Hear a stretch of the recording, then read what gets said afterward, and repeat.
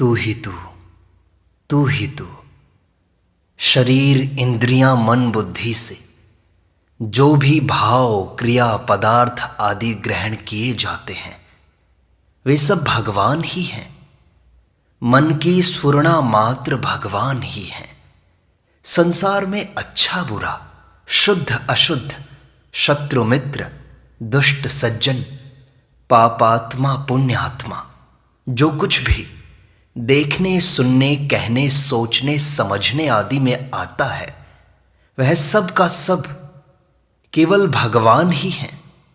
शरीर शरीरी, क्षेत्र क्षेत्रज्ञ, अपरा परा, क्षर अक्षर आदि सब केवल भगवान ही हैं। जब सब कुछ भगवान ही हैं तो फिर उसमें मैं कहां से आए? मैं है ही नहीं, केवल तू ही तू है। तू तू करता तू भया, मुझ में रही न हूं। वारी फेरी बली गई, जित देखूं तित तू।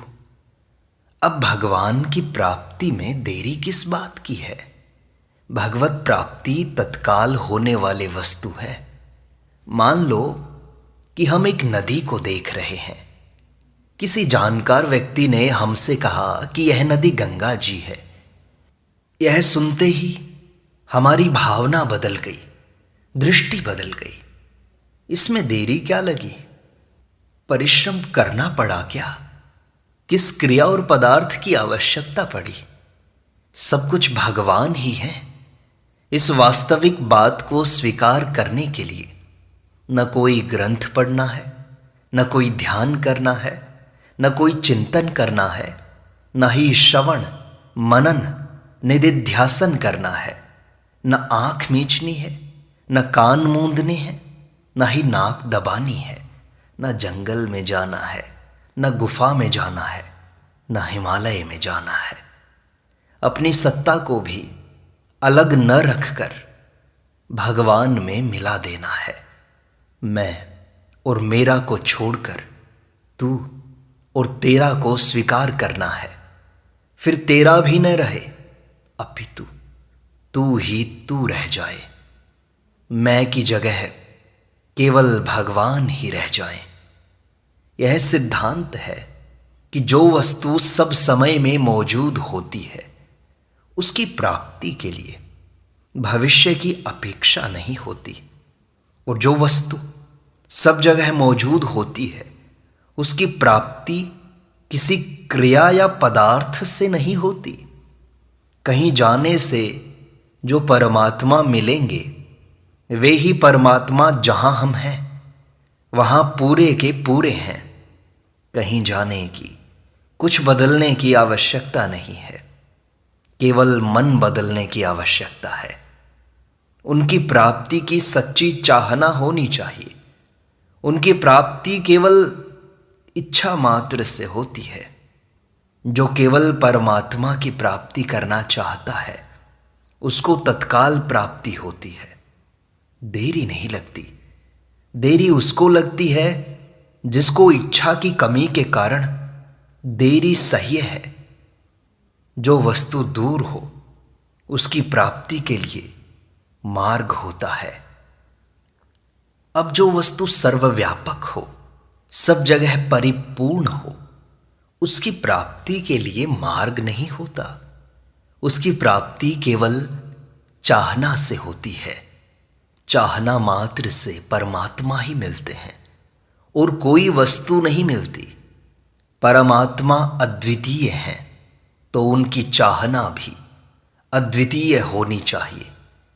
संसार की प्राप्ति चाहना मात्र से नहीं होती।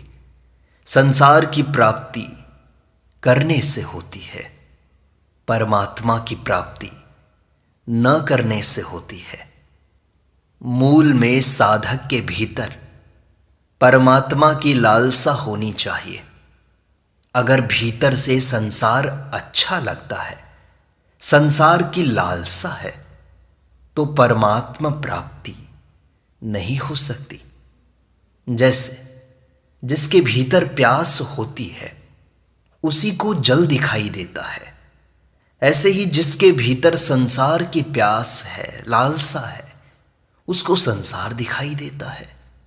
और जिसके भीतर परमात्मा की प्यास है, उसको परमात्मा दिखाई देते हैं। प्यास न हो तो वस्तु सामने रहते हुए भी नहीं दिखाई देती। परमात्मा की प्यास हो तो जगत लुप्त हो जाता है, और जगत की प्यास हो तो परमात्मा लुप्त हो जाते हैं। जिसके भीतर जगत की प्यास है, वह जगत का निर्माण कर लेता है। ययेदं धार्यते जगत। और जिसके भीतर परमात्मा की प्यास है, वह परमात्मा की खोज कर लेता है। जगत की प्यास होने से जगत न होते हुए भी मृग मरीचिका की तरह दिखाई देने लग जाता है। और परमात्मा की प्यास होने से परमात्मा न दिखाई देने पर भी दिखाई देने लग जाता है। परमात्मा की प्यास जागृत होने पर साधक को भूतकाल का चिंतन नहीं होता, भविष्य की आशा नहीं रहती, और वर्तमान में उसको प्राप्त किए बिना चैन नहीं पड़ता। सब कुछ भगवान ही है।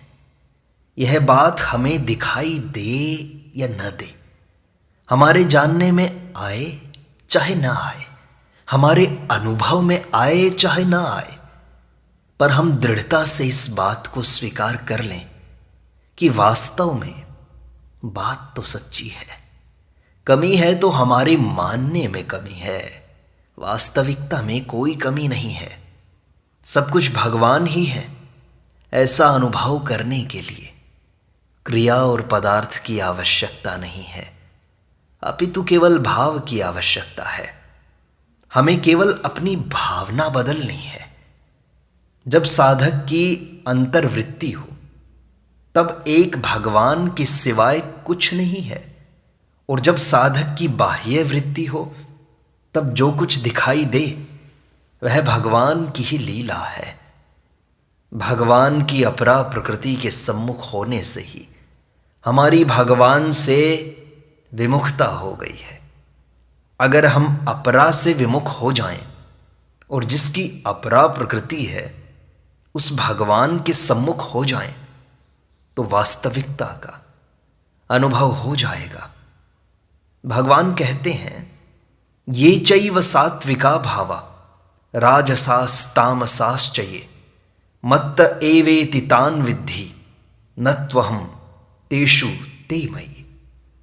जितने भी सात्विक भाव हैं और जितने भी राजस तथा तामस भाव हैं, वे सब मुझ में ही तो रहते हैं, ऐसा समझो। परंतु मैं उनमें और वे मुझ में नहीं हैं। न त्वहं तेषु ते मयि। कहने का तात्पर्य है कि तुम गुणों में मत उलझो। भगवान तो सब में ही है, वे गुणों में भी हैं, पर गुणों में उलझने से हम उनसे दूर हो जाते हैं। यदि हम भगवान को सत्ता और महत्ता न देकर गुणों को सत्ता और महत्ता देंगे, तो हम जन्म मरण में चले जाएंगे। कारणम गुण संगोस्य सदसद योनि जन्मसु। जैसे गेहूं के खेत में गेहूं ही मुख्य होता है, पत्ती डंठल नहीं। गेहूं के पौधे में जड़ तामस है, डंठल राजस है, सिट्टा सात्विक है, और गेहूं का दाना गुणातीत है। किसान का उद्देश्य केवल गेहूं को प्राप्त करने का ही होता है। गेहूं को प्राप्त करने के लिए ही वह सारी मेहनत करता है, खेती में जल खाद आदि डालता है। गेहूं प्राप्त होने के बाद उसकी पत्ती डंठल से उसको कोई मतलब नहीं रहता, क्योंकि उसकी दृष्टि में पत्ती डंठल का कोई महत्व नहीं है। इसी तरह साधक का उद्देश्य भी केवल भगवान ही होता है, सात्विक राजसिक तामसिक तीनों गुणों का नहीं। जैसे गेहूं से पैदा होने पर भी पत्ती डंठल से किसान का कोई प्रयोजन नहीं होता। ऐसे ही भगवान से उत्पन्न होने पर भी सात्विक, राजसिक, तामसिक भावों से साधक का कोई प्रयोजन नहीं होता। जैसे बालक मिट्टी का खिलौना चाहता है तो पिताजी रुपए खर्च करके भी उसके लिए मिट्टी का खिलौना लाकर देते हैं। ऐसे ही हम संसार को चाहते हैं तो भगवान संसार रूप में हमारे सामने आ जाते हैं। हम शरीर बनते हैं तो भगवान विश्व बन जाते हैं। शरीर बनने के बाद फिर विश्व से भिन्न कुछ भी जानने में नहीं आता। यह नियम है। सब कुछ भगवान है, इसका चिंतन नहीं करना है, अपितु उसको स्वयं से स्वीकार करना है। स्वीकार करते ही हमारी दृष्टि बदल जाएगी। दृष्टि में ही सृष्टि है। हमारी दृष्टि बदलेगी तो सारी सृष्टि बदल जाएगी। इसलिए अपनी दृष्टि ऐसी बनाओ कि सब रूपों में भगवान ही दिखाई देने लग जाएं। यही तो सच्ची आस्तिकता है। भक्तराज ध्रुव कहते हैं कि पृथ्वी, जल, अग्नि, वायु, आकाश, मन, बुद्धि, अहंकार और मूल प्रकृति, ये सब जिनके रूप हैं उन भगवान को मैं नमस्कार करता हूं। अगर हमारे भीतर राग द्वेष होते हैं तो हमने सब कुछ भगवान है यह बुद्धि से सीखा है, स्वयं स्वीकार नहीं किया। बुद्धि से सीखने पर कल्याण नहीं होता, अपितु स्वयं से स्वीकार करने पर कल्याण होता है। जब सब कुछ भगवान ही हैं तो फिर राग द्वेष कौन करे और किससे करे? सब कुछ भगवान ही है। यह गीता का सर्वश्रेष्ठ सिद्धांत है और इसका अनुभव करने वाले को भगवान ने अत्यंत दुर्लभ महात्मा कहा है। श्रीमद् भागवत महापुराण में भगवान ने कहा है कि मेरी प्राप्ति के जितने साधन हैं उनमें मैं सबसे श्रेष्ठ साधन यही समझता हूं कि समस्त प्राणियों और पदार्थों में, मन, वाणी तथा शरीर के बर्ताव में मेरी ही भावना की जाए। उपनिषदों में इस बात को समझाने के लिए 3 दृष्टांत दिए गए हैं: सोने का, लोहे का और मिट्टी का। जैसे सोने के अनेक गहने होते हैं, उन गहनों की आकृति, नाम, रूप, तौल, उपयोग, मूल्य इत्यादि अलग अलग होने पर भी उनमें सोना एक ही होता है। लोहे के अनेक अस्त्र शस्त्र होते हैं पर उनमें लोहा एक ही होता है।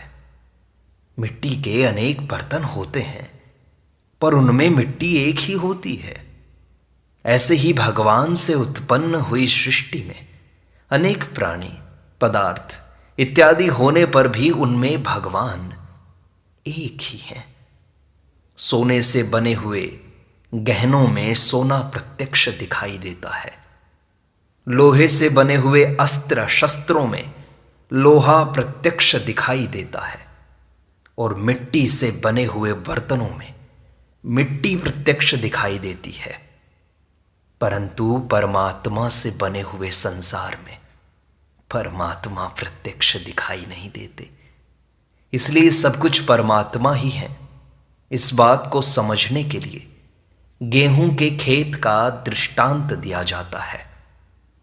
किसान लोग गेहूं की हरी भरी खेती को भी गेहूं ही कहते हैं।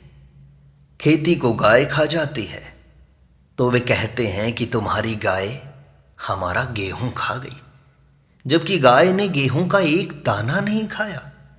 खेत में भले ही गेहूं का एक दाना भी दिखाई न दे, पर यह गेहूं है, इसमें किसान को किंचित मात्र भी संदेह नहीं होता।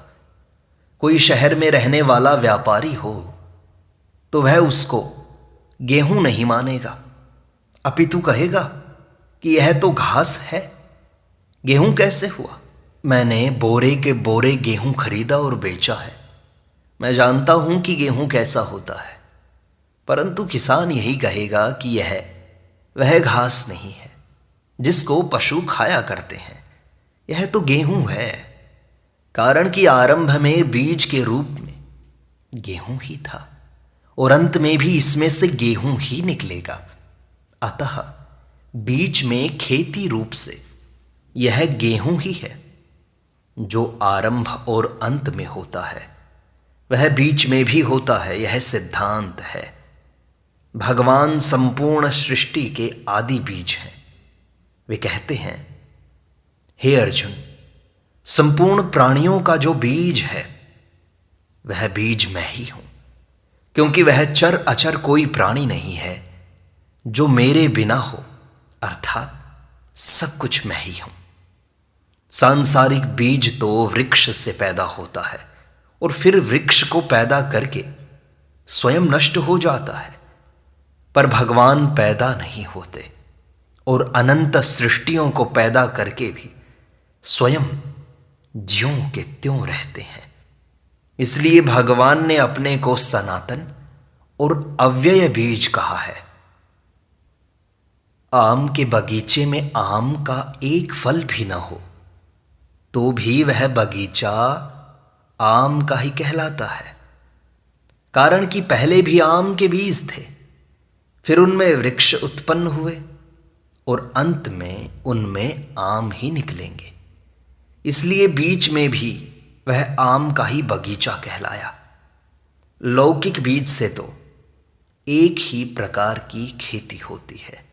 जैसे गेहूं के बीज से गेहूं ही पैदा होता है, बाजरे से बाजरा पैदा होता है, ज्वार से ज्वार और मक्का से मक्का। सबके बीज अलग अलग हैं, परंतु भगवान रूपी बीज इतना विलक्षण है कि उस एक ही बीज से अनंत भेदों वाली सृष्टि पैदा हो जाती है। सृष्टि से पहले भी परमात्मा थे और बाद में भी परमात्मा रहेंगे। फिर बीच में दूसरा कहां से आया? सोने के गहनों में सोना दिखाई देता है और गेहूं की खेती में गेहूं नहीं दिखता। इसका तात्पर्य दिखने या न दिखने में नहीं है, अपितु तत्व को एक बताने में है। सभी दृष्टांतों का तात्पर्य है कि तत्व एक ही है, चाहे दिखे चाहे ना दिखे। भगवान कहते हैं कि अमृत भी भगवान का स्वरूप है, मृत्यु भी भगवान का स्वरूप है, सत भी भगवान का स्वरूप है, असत भी भगवान का स्वरूप है। सुंदर पुष्प खिले हैं, सुगंध आ रही है, तो भी वह भगवान का स्वरूप है। और मांस हड्डियां मैला पड़ा हो, दुर्गंध आ रही हो, तो भी वह भगवान का स्वरूप है। भगवान ने राम कृष्ण आदि रूप भी धारण किए और मत्स्य कच्छप वराह इत्यादि रूप भी धारण किए। वे कोई भी रूप धारण करें, हैं तो भगवान ही। वे चाहे किसी भी रूप में आए, उनकी मर्जी है। वे जैसा रूप धारण करते हैं वैसी ही लीला करते हैं। वराह का रूप धारण करके वे वराह की तरह लीला करते हैं। मनुष्य का रूप धारण करके वे मनुष्य की तरह लीला करते हैं। नृसिंह रूप धारण करके वे प्रहलाद जी को चाटते हैं। भगवान उत्तंक ऋषि से कहते हैं महाभारत में कि मैं धर्म की रक्षा और स्थापना के लिए तीनों लोकों में बहुत सी योनियों में अवतार धारण करके उन रूपों और वेशों द्वारा तद अनुरूप बर्ताव करता हूं। भगवान सत्ययुग में सत्ययुग की लीला करते हैं, कलयुग में कलयुग की लीला करते हैं। कोई पाप अन्याय करता हुआ दिखे तो समझना चाहिए कि भगवान कलयुग की लीला कर रहे हैं।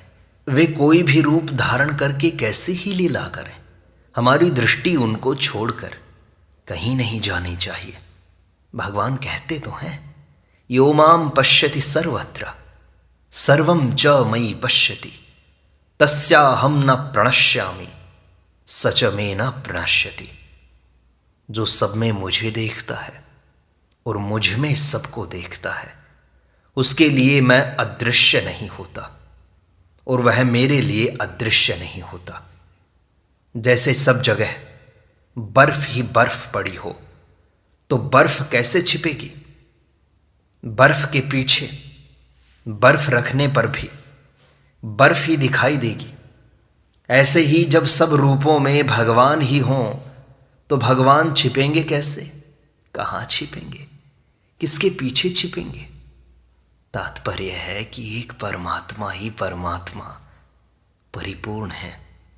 उस परमात्मा में न मैं है, न तू है, न यह है, न वह है, न भूत है, न भविष्य है, न वर्तमान है, न सर्ग है, महासर्ग है, न प्रलय है, महाप्रलय है, न देवता है, न मनुष्य है, न राक्षस है, न पशु है, न पक्षी है, न भूत प्रेत पिशाच है, न जड़ है, न चेतन, न स्थावर है, न जंगम।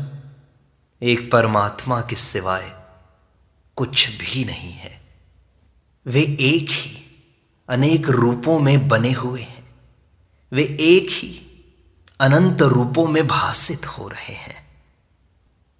और खास बात यह है कि संसार के साथ हमारा संबंध बनावटी है, माना हुआ है, और परमात्मा के साथ हमारा संबंध वास्तविक है, सच्चा है। जिसके साथ हमारा माना हुआ संबंध है उसकी सेवा करनी है, और जिसके साथ हमारा वास्तविक संबंध है उससे प्रेम करना है। न तो संसार से कुछ चाहना है और न परमात्मा से ही कुछ चाहना है। सेवा और प्रेम साधक का स्वरूप है। जब साधक परमात्मा को संसार रूप में देखता है तब वह सेवा करता है, और जब परमात्मा को परमात्मा रूप में देखता है तब वह प्रेम करता है। परंतु साधक सेवक तभी हो सकता है जब वह इस सत्य को स्वीकार कर ले कि मेरा तो कुछ भी नहीं है और मुझे कुछ ही नहीं चाहिए, तू ही तू, तू ही तू। वह प्रेमी तभी हो सकता है जब वह इस सत्य को स्वीकार कर ले कि केवल भगवान ही अपने हैं। यदि साधक विवेक पूर्वक विचार करे तो वह अपने में ही संसार को देखेगा और परमात्मा में ही अपने को देखेगा। संसार तो प्रतिक्षण बदल रहा है, उत्पन्न और नष्ट होता है, पर परमात्मा कभी नहीं बदलते। जो बदलता है उसकी सत्ता नहीं होती, और जो नहीं बदलता उसी की सत्ता होती है।